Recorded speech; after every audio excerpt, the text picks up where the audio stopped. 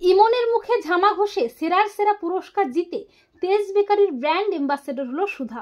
হ্যাঁ বন্ধুরা, আমরা এমনটাই দেখতে পাবো শুভ বিবাহ ধারাবাহিকের আগামী পর্বগুলোতে।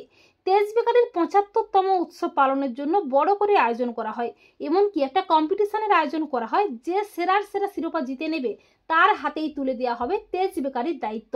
আর ইন্দ্রজিৎ ইমনকে দিয়েই সব ডেকোরেশন করায়। ইমন বলে, আমি হব তেজ বেকারির ব্র্যান্ড অ্যাম্বাসেডর। এসব বড় বড় জায়গায় ইমনকেই মানায়, সুধার মতো বেহানজিকে নয়।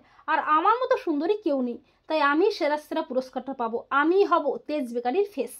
তেজ সুধাকে অনুরোধ করে এই কম্পিটিশনে অংশগ্রহণ করতে।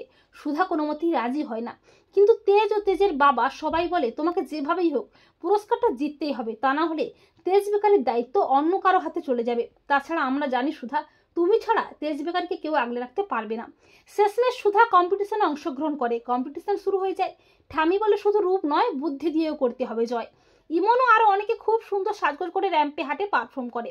শেষ প্রতিযোগী হিসেবে আসে সুধা। সুধাকে দেখে সবাই অবাক হয়ে যায়। এরপর সুধা খুব সুন্দরভাবে তার বুদ্ধিমত্তা দিয়ে পারফর্ম করে, আর সুধার পারফর্ম সবার খুব পছন্দ হয়, ঠামিরও খুব ভালো লাগে। এরপর শুরু হয় বিজয়ীর নাম ঘোষণার পালা। ইমন তো আনন্দে মেতে ওঠে। এরপর ঠামি ঘোষণা করে, এবছরের সেরার সেরা পুরস্কার জিতে নিয়েছে সুধাময়ী বসু মল্লিক, আমার নাত বউ। আর তা শুনে ইন্দ্রজিৎ ও ইমনের থোঁতা মুখটা একেবারে ভোঁতা হয়ে যায়।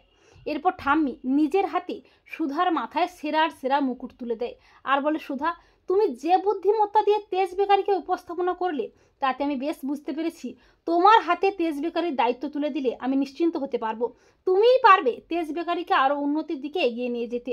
তুমি আজকে আরো একবার প্রমাণ করে দিলে যে রূপ নয়, গুণটাই আসল।